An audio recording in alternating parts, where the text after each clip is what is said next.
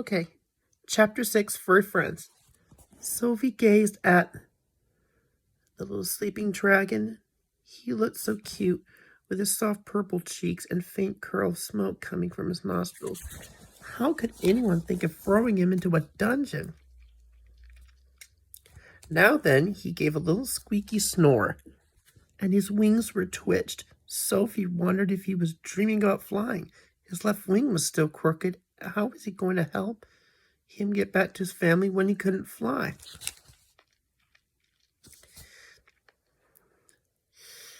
Sophie took a bag of stones from her apron and pocket. All rocks were dull and gray except for the one magical stone. She tucked the bag with her all ordinary stones into the back of her sock drawer. Then she took out some cotton thread and tied 2 halves of hollow rock together before fastening thread around her neck.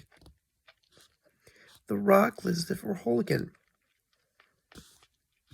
Sophie smiled. Wearing a magical stone's necklace would be much than picking it up every time. She wanted to talk to Cloudy.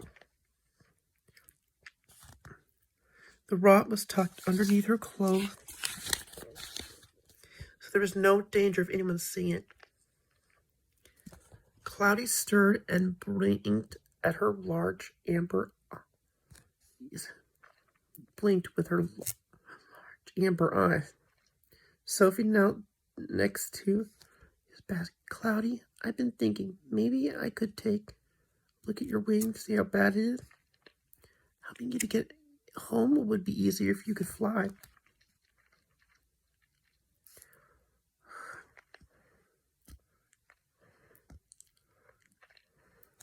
Cloudy yawned and sat up, stretching his crooked wing. Okay, Sophie, he said bravely. Sophie studied the wing anxiously. Does it hurt if you move? Cloudy tried to flap the wing, but it hardly managed to lift at all. His little face crumpled and tears came to his eyes. Sophie's heart ached to see him upset again. Don't worry. She said, Cook has a brown medicine that gives me when I hurt myself. Maybe it works for dragons, yeah. Cloudy sniffed miserably. Mummy always gave me dragonweed. Dragonweed? Dragonweed? Is that a plant? Forehead. She never heard of dragonweed, but Tom might know since he did so much gardening. 2 big tears rolled down his cheek. I miss Mummy. I'm so hungry. The last part almost turned into a howl, and burst of wind whirled around the bedroom. Sophie had to shush him and stroke Loki's ears.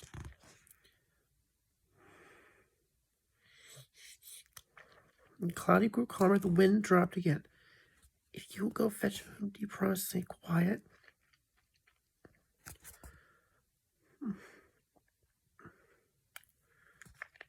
Cloudy nodded eagerly.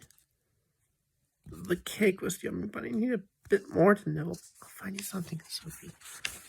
Sophie said.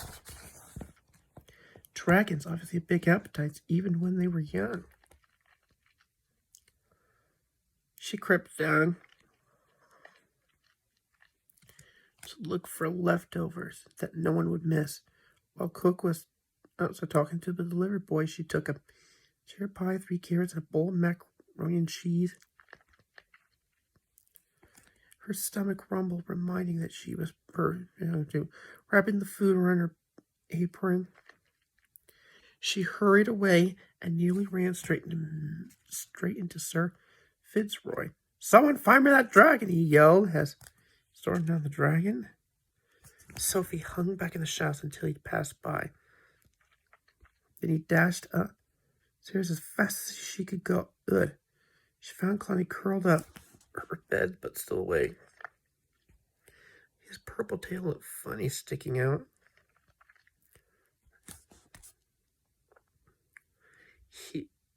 Here you are. She said the floor.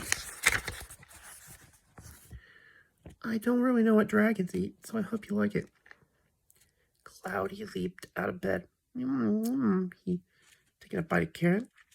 Sophie took a carrot and sat down. To him, there was a scratching at the door. She jumped into the room. It was probably only Spaghetti, the castle cat, who liked to sleep on her bed in the afternoons.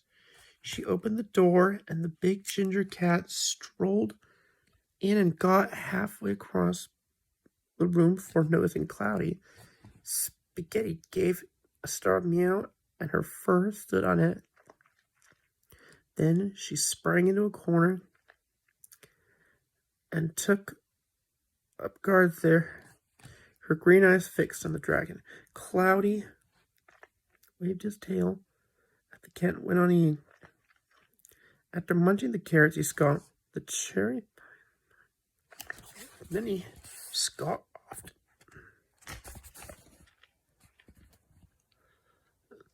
Doubtfully at the bull pasta. What's that? It's macaroni and cheese. You eat it with this. Sophia showed him. Although now that I think about it, spoons are tricky for a dragon. Cloudy licked the pasta suspiciously and hugged Hospital's face. I love macaroni and sneeze. Macaroni and cheese, said, and she dipped his face in the bowl. Bull gobbled up the pasta and licked his lips. More macaroni and sneeze, Sophie Huber. I don't think there is any more, said Sophie. How amazed at how much food the little dragon ate. There was outside, and she ran up. Tom was walking past, pushing a wheelbarrow. Tom, she called softly. He stopped underneath the window. What's up? Is everything okay? We're fine. She looked around, checking that no one was close enough to hear. Do you know what dragonweed looks like? Yes, it's a little plant with orange flowers. There's a lot of it in the fields outside the castle. Sophie was going to ask more questions about the dragonweed, but a car came. Tom gave her away. Just wheelbarrow away. Closing the window, Sophie thought hard about what Tom had said. This escape. She could sneak out. Search for the dragon. But what if she couldn't find the right plan? Then Cloudy would still be trapped. No, she would take Cloudy with her. They would go. There would be guards at the gate, but she would get past them somehow. There had to be a way. Turning back, she was surprised to find that Spaghetti had jumped onto the bed and joined the dragon, patted and breathed on it to make it warm. Here you go, kitty. Spaghetti curled up in the cozy pillow, looking very satisfied. Cloudy began singing softly. Sophie didn't catch all of it, but she heard a line about flying through moonlit clouds.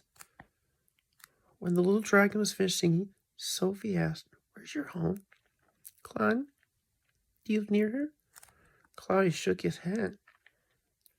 "On the rocky cliffs by the great ocean. But we were always flying to the Whispering Forest where over the grasslands where unicorns scout. Sometimes we go to Dusty Desert and see the firebirds soaring from the volcano over the tall cloud bears. All about making mist with her ice cold breath. Sophie imagined each place as the whispering trees, the mist. Wow, you've seen so much. That is our life, explained Cloudy. We are storm dragons. We bring rain clouds from the ocean, the dry land. My brother says that's how helping the whole kingdom, cried Sophie. Wish I could. I was meant to stay on my brother's bed, not fly off by myself. Sophie? When the sun goes down, I'll help you find a way out. The other dragons find more. End chapter 6.